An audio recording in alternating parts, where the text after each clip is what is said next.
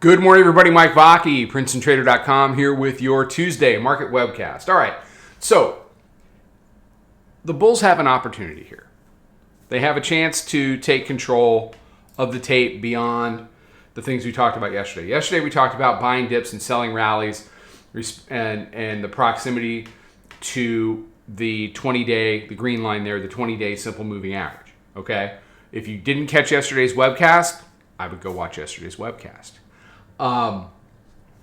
What you see now is just this constant lift up off of the 100-day, the 9-day, the 20-day, now the 50-day. And there's really not anywhere else to go at this point except to go touch that upper Bollinger Band.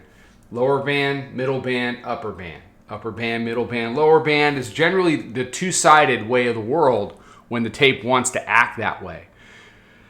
It gets habitually sell rallies at times. It gets habitually buy dips at times, like it did throughout the vast majority of the first quarter of 2024. What we're seeing now is, can they get back? And if they do, once we shed some of these lower prices off of the 20-day and the 20-day starts to turn to the upside, will that be support? I don't know. You've got some Fed speakers this week. You got a lot of earnings this week, but a lot of the biggie earnings was last week. You don't have a ton of econ.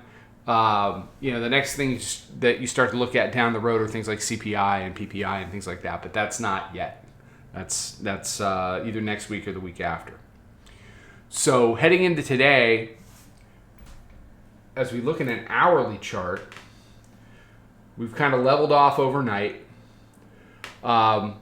Similar to last night. And what they did yesterday was they just bled the damn thing to the upside. So we got long right off the open and rode that up. But there were a couple of opportunities where you just had to kind of look when it got up to that 50-day exponential moving average, which is the red line there, where you had to look at it potentially coming in. So we got out of the long, we got into that, but it became readily apparent once you were in that short that it just didn't want to do much.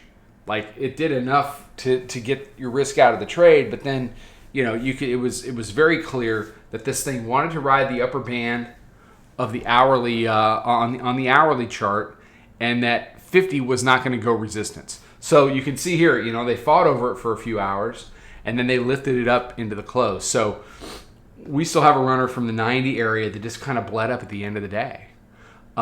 They came back 290, tried to sweep everybody out, forced everybody back into things, which is the way of the world if you're going to trade the mini. So they took it up at the end of the close. They leveled it off overnight, and that's kind of where we are now. So my questions heading into today are, is 5,200 going to hold up? The hourly mid-band comes in at 5,203. You got volume-weighted average price, 5,207.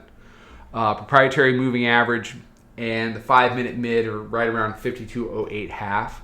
So the roundy 5200 up to call it 5210, that's going to be the battle zone as we open, and then we'll have to see, does it want to be support, does it want to be resistance? If they bring it in and they can get it back to the 50-day here, then the bears really need to perform. If the bears can close below the 50-day today, then at least you can go into Wednesday saying, okay, well, the bears are at least part of the conversation. What the bears can have is just, we open this tape, the hourly mid wants to be support, kind of like it was here, and we're just going to lift and ride up another day. If you do that, we're going to start talking about things like 52.45 to 52.55 very rapidly, much more rapidly than a lot of weak shorts want, because they're going to get dragged behind the bus, they're going to start puking out positions, and off we go.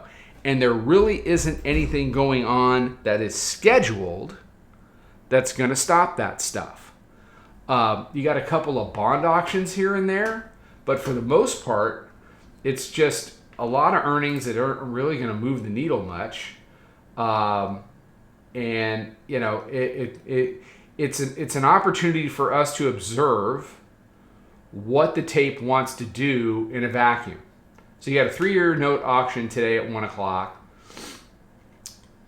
10-year on Wednesday, 30-year on Thursday. So look, certainly the tape's going to pay attention to those. Whether that is enough of a catalyst to reverse what is kind of becoming a trend, at least a short-term trend, that remains to be seen. So the last look at daily chart, then I'll let you go, is, they made these lows, then they established some higher lows. Okay? This low, it wasn't really thrown off of this high. That's a little dramatic. You had a lower high and a lower high.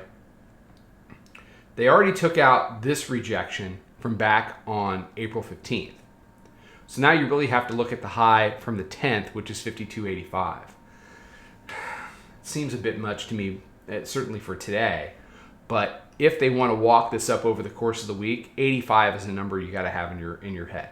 But the first order of business is, how does it react if it gets to the upper band, which would probably be, I know it's 45, 46 right now. It's probably more realistically going to be 40 to 42 when price actually gets there, because it's going to continue to descend. How does price react to that? The bears have put themselves in quite a position, and the bulls have quite an opportunity.